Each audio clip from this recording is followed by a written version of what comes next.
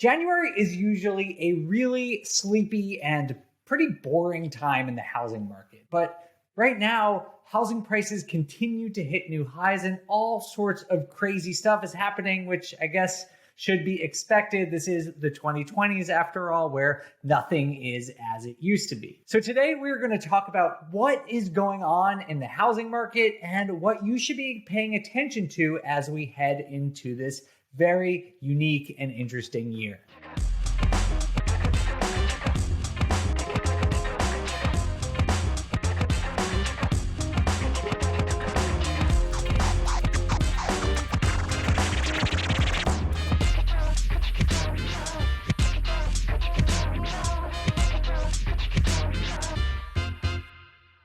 Hey everyone, what's going on? This is Dave Meyer with BiggerPockets, and today we're going to dive into the very unique and strange situation in the housing market right now. But before we do any of that, please make sure to give this video a thumbs up, subscribe to the BiggerPockets YouTube channel, and if you want to interact with me at all, the best place to do that is on Instagram, where I am the Data Deli. Okay, let's jump into this housing data. The most important thing in the headline here is that the median home price in the United States just continues to go up.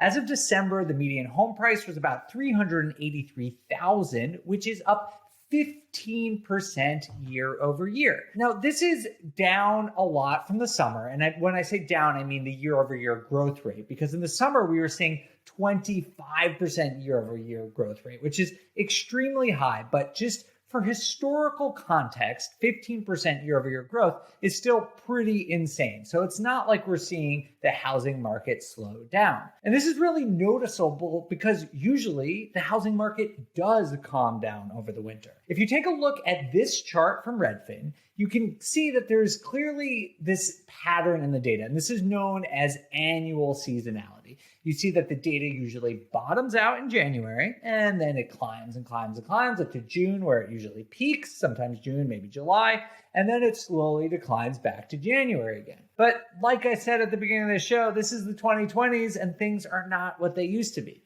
So instead, we are seeing home prices hit a new high. You know, it's easy to look at that and say things are going crazy and oh, this is in a bubble and the market's going to burst. But housing prices is actually really a lag indicator. That means basically it doesn't really tell us what's going on between the surface. It's actually just the result of other things going on in the economy. So today we're going to talk about two major lead indicators. These are things that we can look at that actually predict what's going to happen to housing prices in the future so we can better understand today's housing market. And those two indicators are the two I's. We've got inventory and interest rates. And the first one I want to talk about is probably the biggest culprit in what's going on, at least right now in December, January, because there's just not enough inventory to meet the demonstrated demand. It's pretty simple. If you know anything about economics or supply and demand, when there is just not enough goods, in this case houses,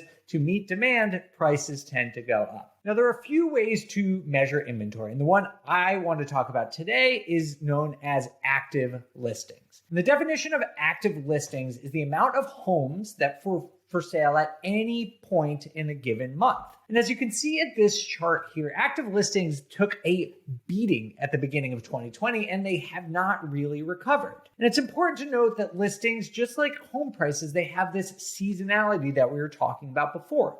They decline in the winter. And so when you look at seasonal data, the really important thing to look at is year over year. Because if things always decline in December, you want to compare December 2021 to December 2020. And what happened is that active listings actually declined 18% year over year.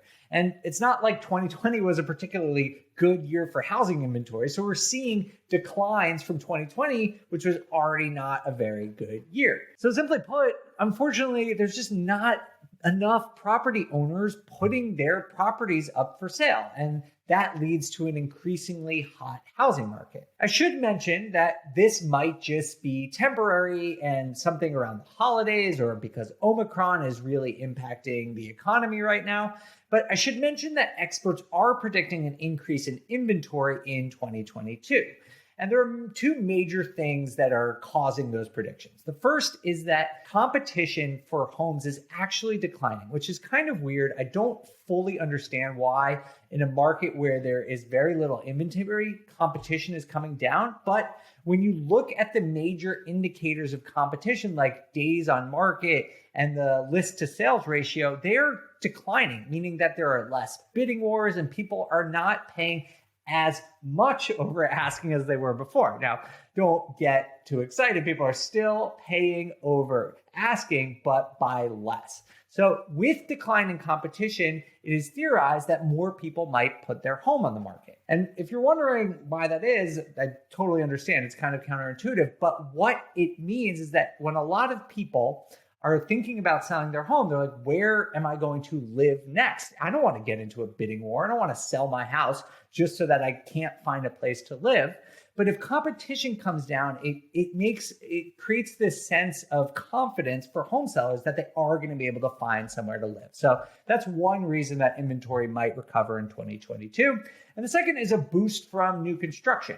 As you know, in May, June of 2021, material prices were through the roof. Lumber was going crazy. And so construction took a modest hit, or in some places it took a very significant hit, but it started to ramp back up towards the end of the summer. And since the average time to build a house is about 9 months, we can see that in Q1, end of Q1, maybe in Q2, we'll see more construction inventory come online. Don't get me wrong, don't expect a glut of inventory coming on. These are things that are probably going to help inventory modestly, but not in any significant way that's really going to change the fundamentals of the housing market all by itself. For that, we have to look to some of the other indicators. And the other indicator I want to talk about today is, of course, interest rates. Now, rates jumped up last week after signals of much tighter monetary policy from the Fed. And of course, they're signaling that they're going to do that to combat inflation. Now, mortgage companies, they're not just sitting around waiting for the Fed to actually raise rates. They know this is coming. And so they are starting to price those increases into mortgage rates. So what you're seeing in this big uptick in mortgage rates is basically the first rate hike that is currently predicted for either March or April is getting priced into today's market.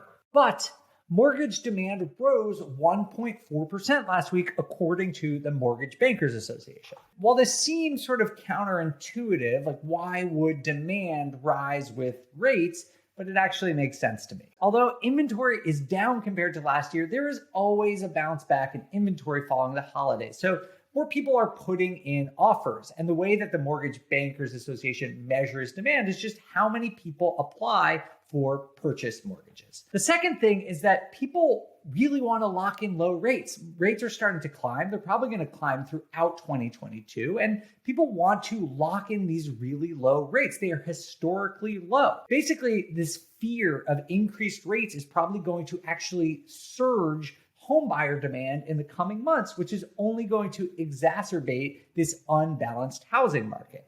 So what does all this mean? We have low inventory, we have rising inventory rates. What does this mean for you as a real estate investor or a home buyer in the next couple of months? We're going to have an unusually busy first quarter of 2022. Now, if you're a real estate agent or you know a real estate agent, you know the summer is usually the busy season, but don't expect that this year. This busy season already started. We're in the middle of January and people want to buy houses. So we're going to see a lot of demand and a lot of activity coming in the next couple of months. And I think what we're going to see is that this strong demand is going to keep prices moving upward despite higher mortgage rates. Now, there are these conflicted forces that are going to be fighting each other over the housing market. On one hand, we have these rising interest rates, which negatively impacts affordability.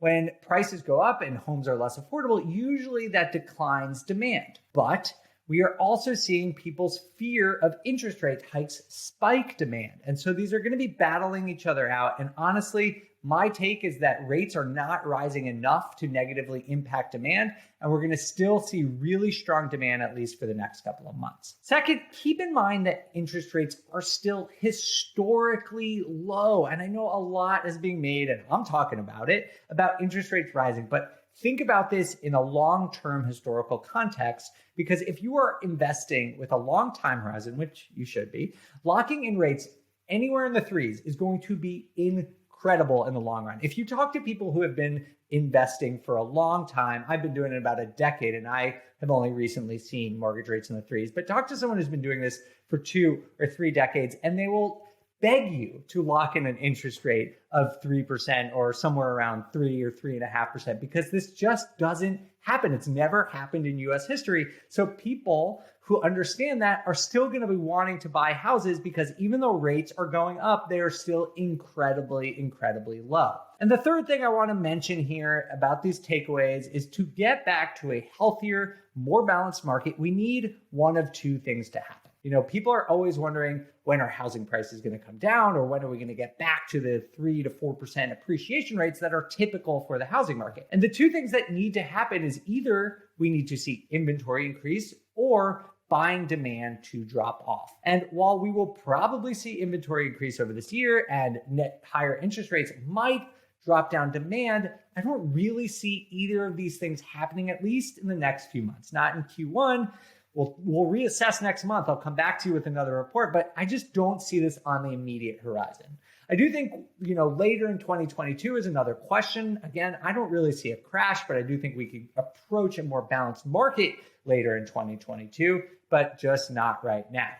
Simple fact is demand is up and inventory is going down. This is the wrong direction for a balanced market right now. So for now, expect more of the same. Thank you guys so much for watching. I really appreciate your time. If you have any questions for me, or you have any ideas for videos that we should be making here on BiggerPockets, please hit me up on Instagram at The Data Deli. Thanks everyone. I'll see you all next week.